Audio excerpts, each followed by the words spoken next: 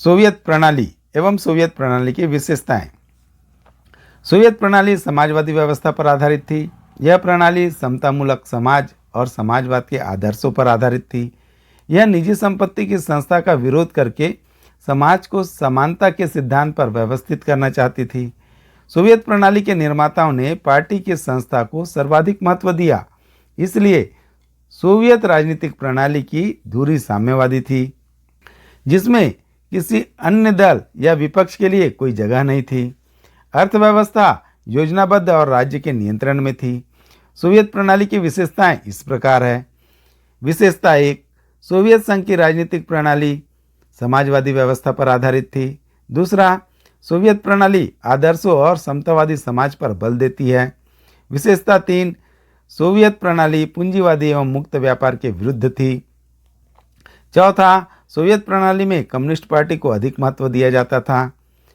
विशेषता 5, सोवियत राजनीतिक प्रणाली की धुरी कम्युनिस्ट पार्टी थी। इस दल का सभी संस्थाओं पर गहरा नियंत्रण था। छठवां, सोवियत आर्थिक प्रणाली योजनाबद्ध एवं राज्य के नियंत्रण में थी। सातवां, सोवियत संघ में संपत्ति पर राज्य का स्वामित्व एवं नियंत्रण था। आठवां, सोवियत संघ की संचार प्रणाली बहुत उन्नत थी। नौवां, सोवियत संघ के पास विशाल ऊर्जा संसाधन थे, जिसमें खनिज तेल, लोहा, उर्वरक, इस्पात व मशीनरी आदि सम्मिलित थे। 10वां, सोवियत संघ का घरेलू उपभोक्ता उद्योग बहुत उन्नत था।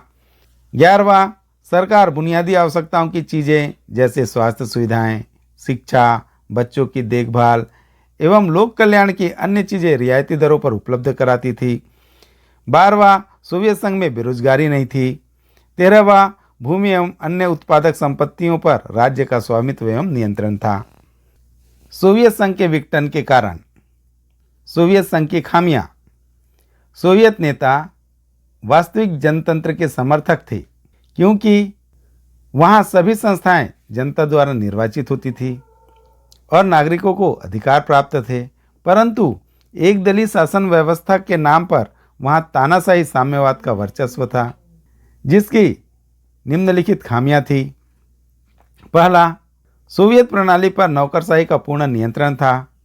सोवियत प्रणाली सत्तावादी होती चली गई तथा जनसाधारण का जीवन लगातार कठिन होता चला गया।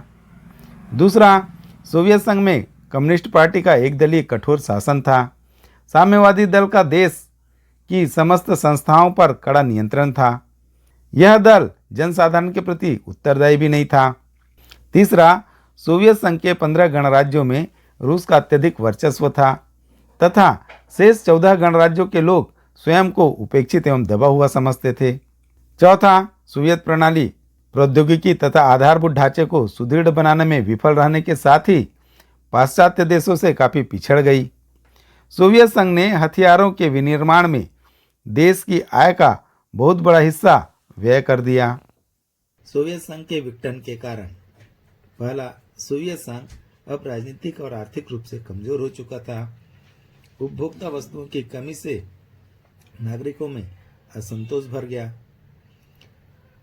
दूसरा, सोवियत संघ के लोग गोर्बाचोव द्वारा लगाए गए सुधारों की धीमी गति से संतुष्ट नहीं थे।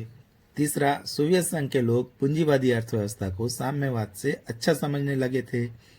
चौथा, सोवियत संघ पर कम्युनिस्ट पार्टी ने 70 सालों तक शासन किया। यह पार्टी जनता के प्रति जवाबदेह नहीं थी। पांचवा, सोवियत संघ के राज्यों में संप्रभुता की इच्छा, राष्ट्रवाद आदि भावनाएं उभरने लगी, इसलिए वे स्वतंत्रता की मांग करने लगे। छठवां, 1979 में अफगानिस्तान में सोवियत सैनिकों के हस्तक्षेप से सोवियत अर्थव्यवस्था और भी कमजोर हो गई। सातवां, सोवियत संघ की अमेरिका के साथ हथियारों की दौड़ ने सोवियत संघ के विकास में रुकावट उत्पन्न की और सारा धन विकास की अपेक्षा हथियारों के निर्माण में लगा दिया गया, जिससे अर्थव्यवस्था खोखली होती चली गई।